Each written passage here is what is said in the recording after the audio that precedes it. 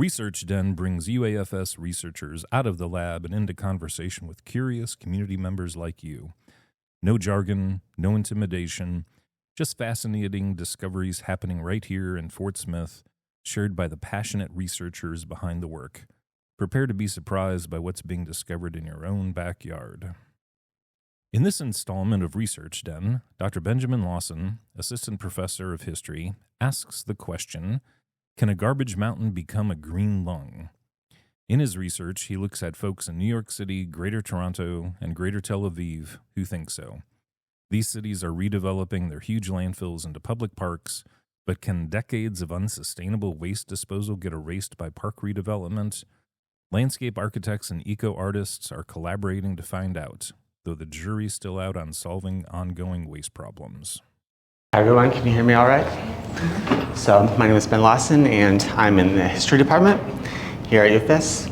And today I'm going to talk about green redevelopment from landfill to park.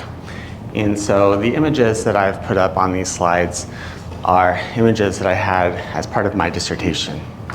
And my dissertation now was published 10 years ago. So some of this is research based on that. I will put a plug out. I did get my book published at the start of this year. And so a lot of what I'm going to talk about is kind of based on how I'm thinking about this now, as opposed to what I had for my dissertation. Ultimately, what I would say here is that I'm in the history department, right? And I got a history PhD. But my research from the beginning was not just history. I came up with my topic through an art history seminar that I had my very first year as a PhD candidate, and it was about an eco-artist. So an eco-artist is an environmentally aware artist. And this artist's name is Mary Louderman Eucades, and she was the unpaid artist in residence for the New York Sanitation Department. And there's a lot of things that I liked about her, but one of the things that stood out to me was that she was doing a lot of what we would call conceptual art or performance art. So she's not making a painting. She's not making a sculpture. Instead, it's more about ideas. And so one of the many things that she wrote about or promoted as part of her gallery exhibitions was about how a landfill is like a social sculpture because society makes it. And this really fit with the way of my own background in thinking, where I came from undergraduate degrees in art. I was extremely interested in cities at the time. The built environment is sort of the jargon for how we think of the environment of a city, things like roads and trees and buildings and so on. And so I saw this connection of landfills in art and the built environment as sort of a way where it intersected with a lot of my main interests. It also was a field that not many historians have written about. And so whenever I was trying to do my research about waste history, history of garbage, waste disposal, as well as just about urban history, about cities, I found that I had to read very widely and sort of construct what we might call a historiography or some sort of a topic that scholars are all arguing about. There are scholars who have written about the history of waste disposal. There's just not that many. So my approach to history ended up being quite different from what historians had in a more traditional field. Anyway, I focused on 3 landfills or 3 case studies in 3 cities. I call it global, but one thing that is connecting these is that they're all in what scholars might call the global north, which is another sort of jargon term, which is describing wealthy nations, affluent nations. A term in the past was developed nations. And so the commonality with these cities, when I think about this, is that they're all wealthy enough that they're able to develop huge landfills into parks. Another reason why I like this is because landfills and parks are symbolically opposite in a lot of ways. We think of a landfill as being garbage and it smells bad and it's pollution, and it's unsustainable to use that term. Whereas we think of parks as being a place to gather, terms like nature and things like that. I found that the people who I were calling boosters, they're essentially the people promoting parks, and they come from a variety of backgrounds. They were using terms like nature, green oasis, green lung, as well as even talking about how they wanted a spiritual feel from these places. And so, I mean, to me, these are symbolic opposites of what we think of as landfills. So that was my sort of big topic interest, and that's where a lot of my interest still is. This was 3 different maps showing their location within the region. So ultimately, it's not just about, in the center of the city. These landfills all were located, today we'd call them suburban areas. But when they were established, especially the one in Tel Aviv and the one in New York, we're talking about the 1940s, 1950s. And so since then, these areas have become part of the metropolitan region. Essentially, they're like suburbs, or the suburbs have sort of swallowed them. And then even Fresh Kills landfill here in Staten Island, this is an area of Staten Island that's quite separate from a lot of the rest of New York City. Although around there, they have a mall there that they built in the 70s. And they have hotels, and they have neighborhoods that are starting to build up. So in general, I would call these suburban areas, but the thing to keep in mind is that, again, why are cities developing something? A lot of times it's because they're gonna benefit in some way, economically, et cetera. So these are all places where there's good reasons why these areas can become useful. A possible criticism or takeaway, which I'm not 100% certain about, I think it's debatable, is whether or not these parks will end up being successful. And one of the main reasons I can think of how they might struggle is because they are essentially in these suburban areas to where they're not connected to the public transportation, say, in New York quite as much. I mean, all of these, you are basically gonna have to drive there in your car. And so urban history background, urban historians tend to very much have a sort of pro-public transportation sway rather than focusing on cars. And so that's one potential issue I'd identify. So here ultimately, I have 2 topics. I have my history, and then I have this sort of interdisciplinary current issues kind of thing. And again, I was trying to smash these together. And as a historian, of course, I had to have all of my chapters about the history of waste disposal. But as I was describing at the beginning, kind of my main interest began with more of these contemporary issues, let's say. Current issues, things like how, what it means to be able to transform a landfill into a park. But ultimately, it's connecting to things like sustainable development. And I assume a lot of you guys have heard about sustainable development. This is a term that really comes into use 1987. There's a report to the UN popularizes this term. Also 1987, New York City has a waste barge called the Mobro 4000. Maybe some of you have heard of that. This also becomes an international symbol of waste problems in cities, of which New York seems to be one of the worst, but I actually found newspaper reports, media reports, as well as statements by policymakers in Toronto, in Tel Aviv, saying that they didn't want to end up being like New York.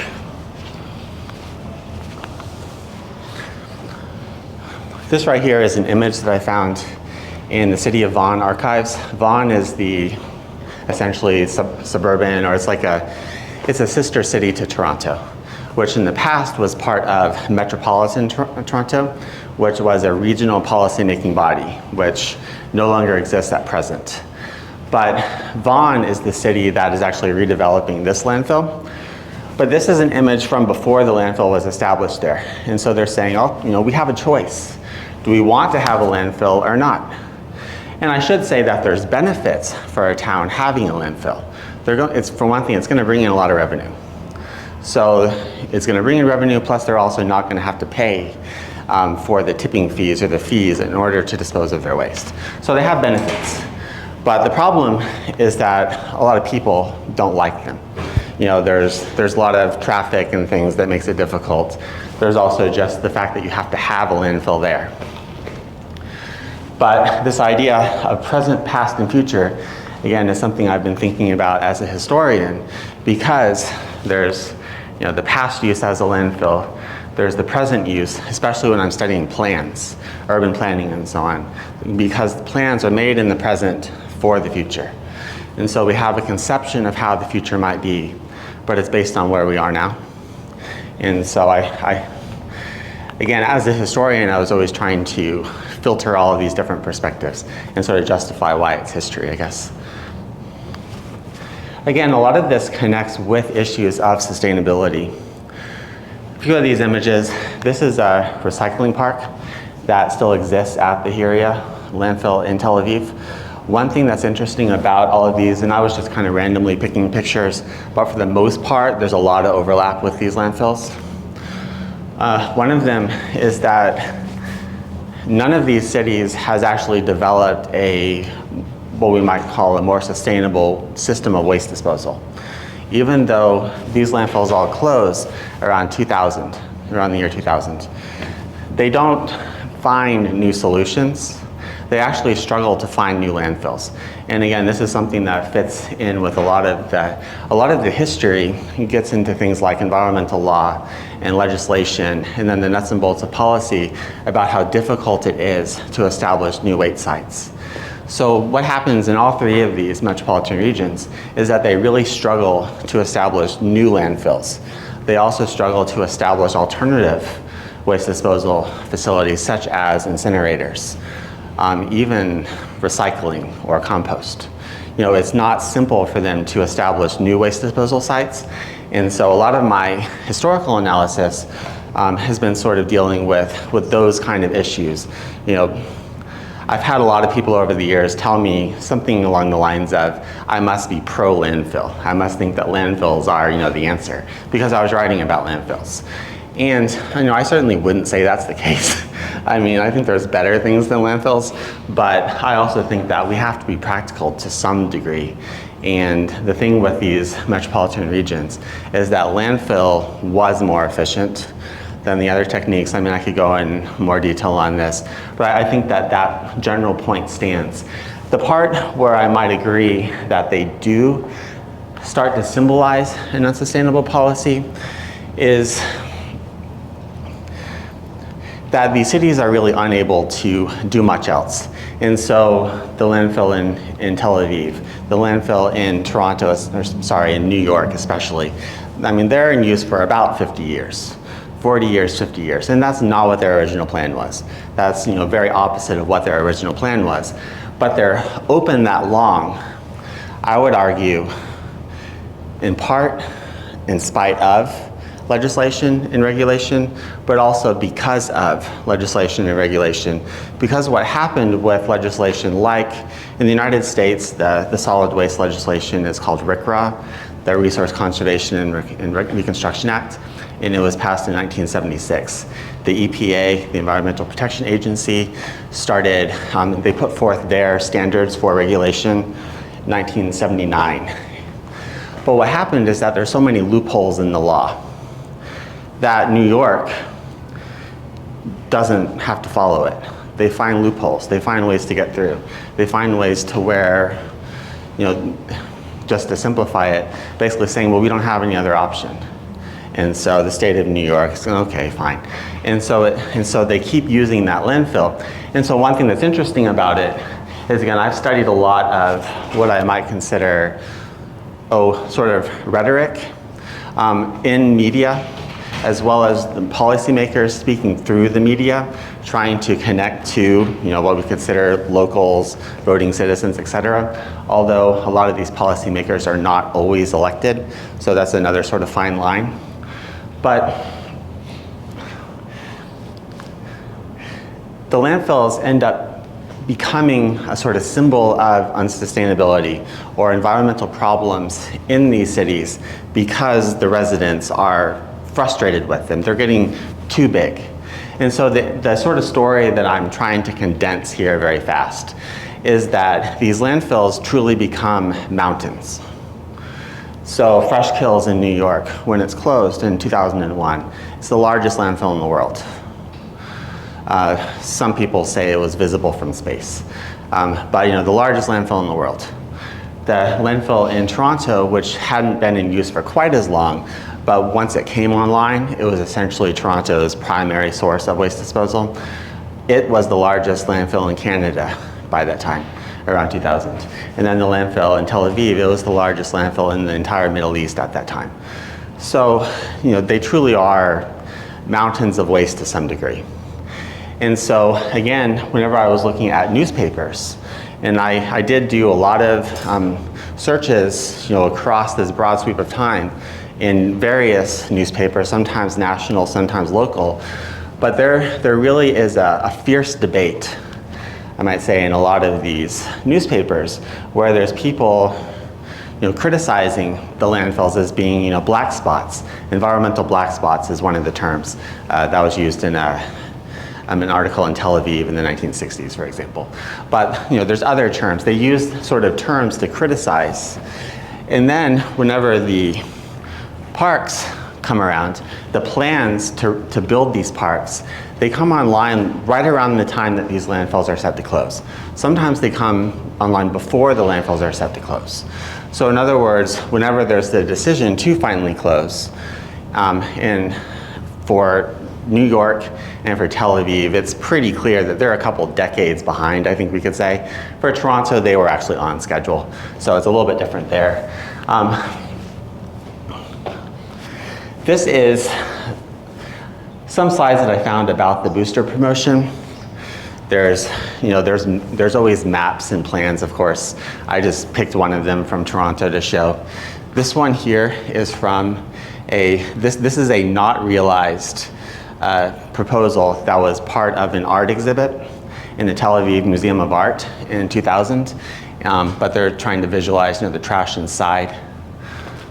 This one right here is called from a sneak peek that New York was having they've changed the name now to Fresh Kills Park rather than separate names, Fresh Kills Landfill. A kill is basically like a creek, so that's why it's called Fresh Kills. But again, they're showing nature here. And so whenever I was reading this different promotion and so on, as well as the newspapers, once again, terms like green lung, green oasis, nature, natural, and so on. But again, there's that garbage that's all underneath the surface in a sense. So there's that irony.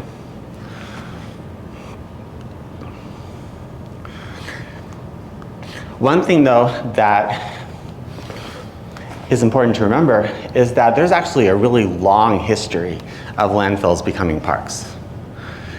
Some of these we might not even be aware of today. But like even within New York City, they have earlier sanitary landfills or early landfills that were turned into parks. Staten Island has one called Great Kills Park that just a few years ago they had to close part of it because it was having some pollution, seeping through the ground, leachate, et cetera.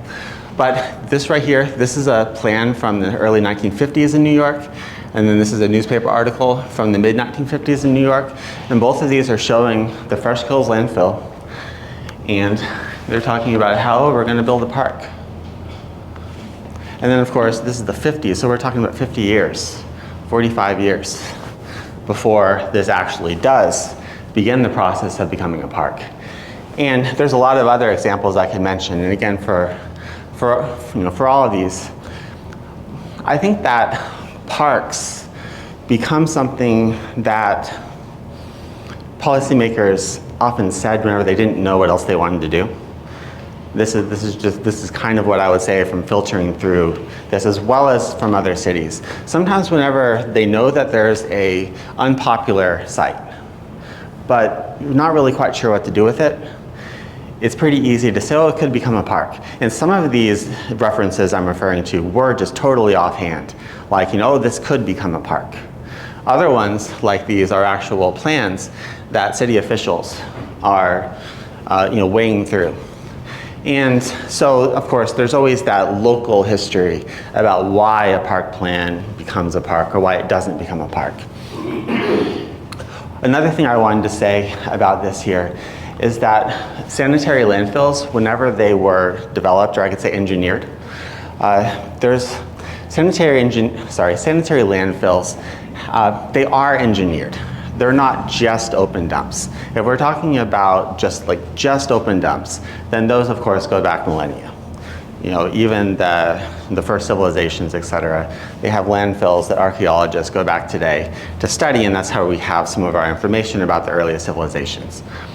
Especially around the 1930s, there's some engineering developments and certain techniques such as compressing the waste and then covering it daily with some sort of fill. That's sort of like the base level of what a sanitary landfill is. And that really starts becoming somewhat popular in the 1930s in the United States. Also in England, they call it controlled tipping in England. But those sanitary landfills are not the same as what we would consider a sanitary landfill today. And so earlier, whenever I was referring to the RCRA law, Resource Conservation and Recovery Act 1976, which is the still existing law in the United States for solid waste disposal, that's when they make it illegal to not have sanitary landfills. That's when they make it illegal for landfills to be located in an area that would be environmentally poor, such as a marsh. Well, guess what? Here in the 50s or in the 40s, they're purposely building landfills in marshes. And so we have the city officials that are saying, hey, if you want to have solid land for development, you have to let us fill up your marsh with our garbage as a sanitary landfill. New York City in the 1950s, the most famous city official, his name is Robert Moses. He has lots and lots of power across New York City for a couple of decades. He does a lot of good things for New York if you like the way New York looks. He has a series of articles that he publishes in the local Staten Island newspaper. And I mean, he's quoted there. He's saying, look, I know of no other way to have development in this area except for sanitary landfill. He's saying, hey, if you want to have highways that connect Staten Island to the rest of the city, you're going to have our landfills. You know, if you want to have land for industry, you're going to have sanitary landfills. So I guess my point here is that, again, coming back to these symbols, here we are today, and I think that around 1987, there's a change there with that sustainable development mindset. And if I have more time, then that's kind of where I would focus. But I think I'm going to go ahead and sort of jump to some of this here. Today, when we're thinking of landfills, we're not thinking of this as, you know, let's build solid land. And one reason why is because what happens with landfills is that the gases continue seeping out for a period of time as the waste is decomposing. There is, however, only a time frame where that occurs, because after a while, oxygen is no longer inside the landfill, and then they essentially become like tombs. That's why archaeologists can look at ancient landfills, and there's still stuff there sometimes. But the takeaway here is that the land is unstable for a while.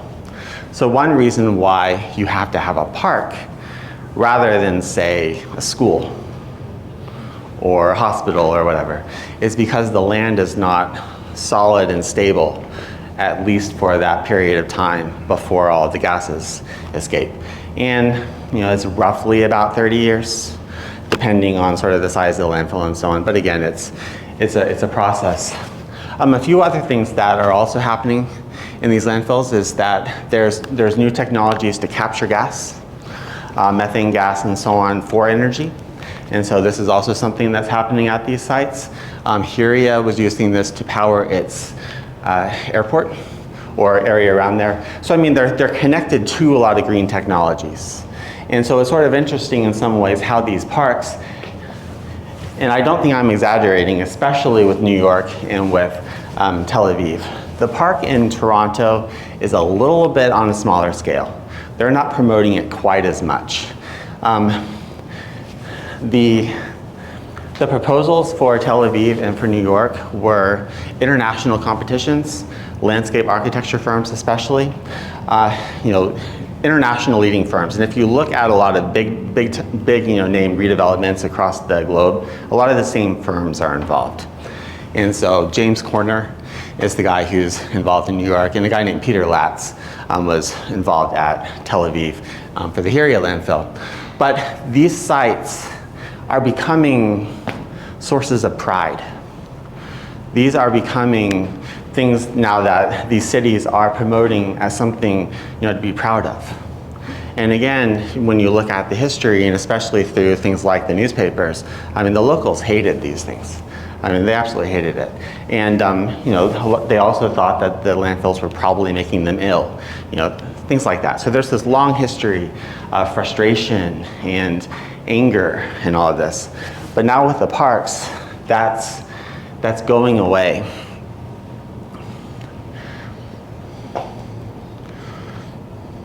And so I think the last thing that I want to say about this is that these, the park process is still ongoing. Whenever I wrote my dissertation about these, again, it's been about 10 years.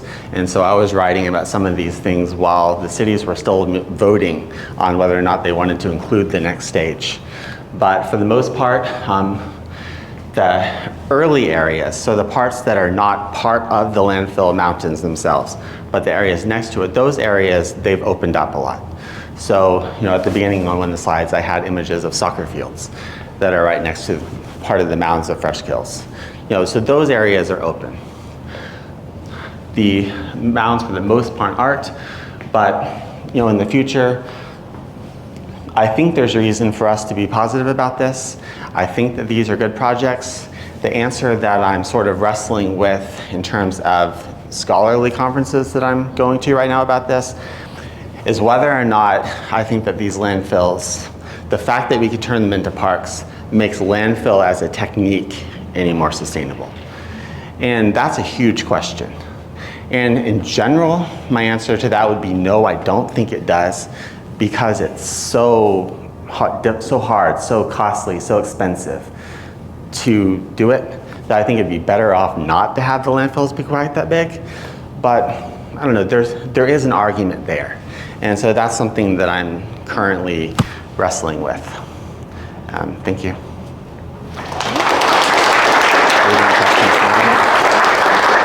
Don't sit down, because that was so interesting. Does anybody have questions for Dr. Lawson?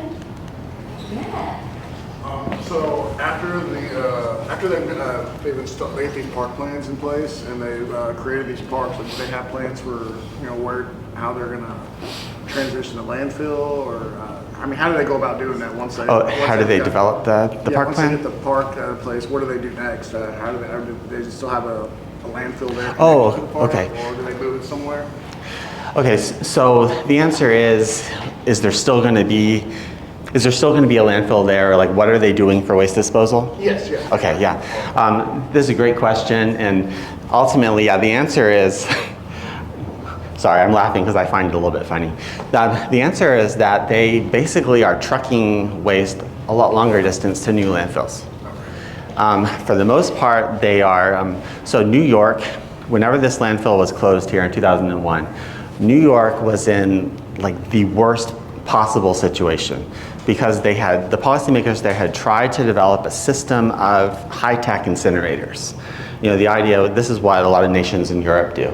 A lot of environmentalists see Western Europe as being better because they're using these incinerators. New York tried this, and citizen protest was so severe that they had to give it up. So, I mean, they were literally trucking it across the nation. They were just doing anything possible. Now they're sending it to landfills across state lines, a long way away. It's a lot more expensive, because one of the primary costs for waste disposal is trucking it or shipping it long distances. Toronto had to ship across the US border into Michigan for years. Whenever I traveled up to Toronto and I came back through I don't think it was the Detroit border. I think it was the border that's a little bit farther north, maybe by Sarnia. And, well, no, I'm wrong. I think it was the one by Detroit. And I'm a little bit confused. But it was one of those borders, and the border guard, you know, they were asking me, you know, where were you? Why are you in Canada? Why are you coming back? And I said, oh, you know, I was researching the landfill. And he's like, oh, Yeah, they stopped doing those trucks about like 3 years ago, or something like that. So it was a huge deal even for Michigan. But yeah, that's why I'm saying that they don't really have a solution, because they ended up just having to send it so much farther, and that's why they waited so long to find new solutions. Any other questions? As far as the agricultural growth, have they noticed any downsides to anything being able to regrow, or like native species being able to come back? I mean, in terms of growing on the landfill, I don't think they're doing that, but they are trying to, as part of the nature regrowth, in a sense, they're doing things like letting it lie fallow for a while, but they also are planting trees. There is one school of thought that planting trees can help with the environmental remediation. So yeah, they are planting trees. It's possible that this image here of North Maple Park in Greater Toronto, those trees, I think those might be part of the remediated trees. This is just a picture I got off the website, but I know they're doing it there, so that's possible. When you mention agriculture, though, I think of the Harry landfill in Tel Aviv, because it's actually located, so the whole city is around. I was talking about how it's suburban development, but right around the landfill is actually agricultural land. And going back to, so as part of this, I had to research and so on the whole history of Israel to a degree to try to get my mind around all of this. There's a agricultural school that's very early on in the history of Israel, established right next to this landfill. And so as part of the redevelopment for this, there was a huge corruption scandal in Israel involving agricultural land, companies that wanted to grow on this land, as well as companies that wanted to build houses on this land. So agriculture is involved, but I would just say it's not on the landfill, but it's kind of dependent on other land uses. Any other questions? Yeah. Say your presentation reminds me of one of my favorite parks, which is Gasworks Park in Seattle. Okay. Which was established where a Superfund site was. Mm-hmm. So I find it very interesting, had there not been a Superfund site there, I'm sure there would be condos or restaurants or things built there. So it's kind of fascinating to think about how green spaces that provide nice views of a city like Seattle wouldn't be there had they not been used for, waste or be Superfund sites. And I'm guessing there's other examples of that throughout the world. Well, there's a whole history here about, so like when you're talking about urban land, you really are talking about value a lot. There's certain areas where nobody wants to build. No, I'm simplifying. And there's certain areas where everyone wants to build, in terms of land values. And so that was one reason why I was considering, why are they redeveloping these? Because they're not going to just redevelop a waste site anywhere. They're going to redevelop it in a spot where they think it's going to add something. But stepping away from garbage sites, this is actually something that I'm transitioning to a bit. I'm going to do a presentation in St. Louis in about a month, kind of based on this. It's a little bit different than the example that you used, but it fits the larger context of urban land. Whenever I did my master's thesis, I wrote about a public housing complex in St. Louis. And then it was torn down in the mid-1970s, and they never built anything. There's been plans to try to, but because there's a lot of histories of poverty and race and things like this, there are certain areas where land, something's torn down and it's not rebuilt until someone has a reason. But whenever it's in an area where that land is valuable, then they're going to try to find ways, that they best can. But it ends up becoming extremely tricky when you get to things like Superfund sites. When are people allowed to go on it? And I use that language here. I mean, a lot of landfills are Superfund sites, or they would be if they were connected to that, in the sense that you can't just go and hang out here because it's toxic and it's going to be restricted. But yeah, I think that cities more and more are going to try to find ways to open up those valuable sites, even if it takes a while, and even if it costs a lot to do it. Yeah? So, is there like a better answer? Because I just feel like driving all this trash across state lines isn't Well, in this, yeah, sorry, go ahead. Obviously, everyone hated the incinerator thing. So like, is there a better answer? And it's okay if you like don't know. Well, this is the $1 million or $1 billion question, really, because nobody really has an answer, and that's why it's kind of been this way. But look, if I'm serious about what I think an answer might be, if we're going to make a change, and I think a lot of people just don't want to make the change, so we'll probably just keep going the way it is.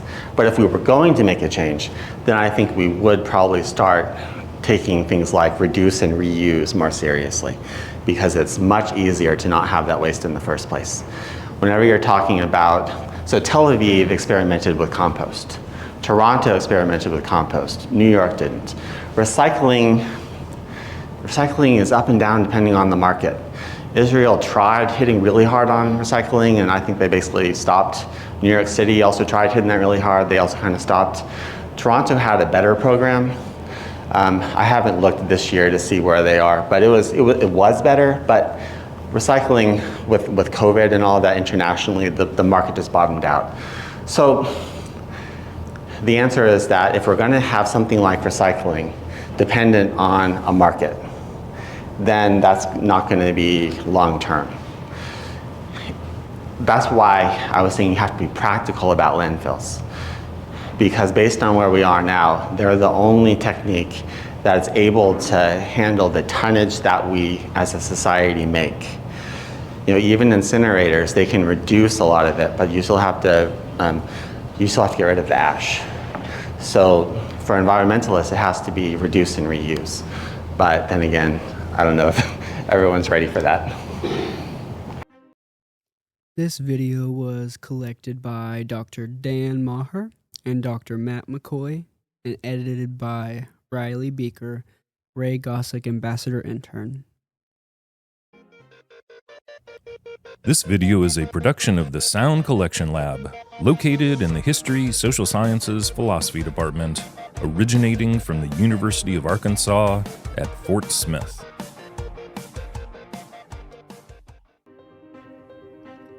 Programming in the History, Social Sciences, Philosophy Department's Sound Collection Lab is made possible in part by funding contributed for the Porter Legacy Initiative.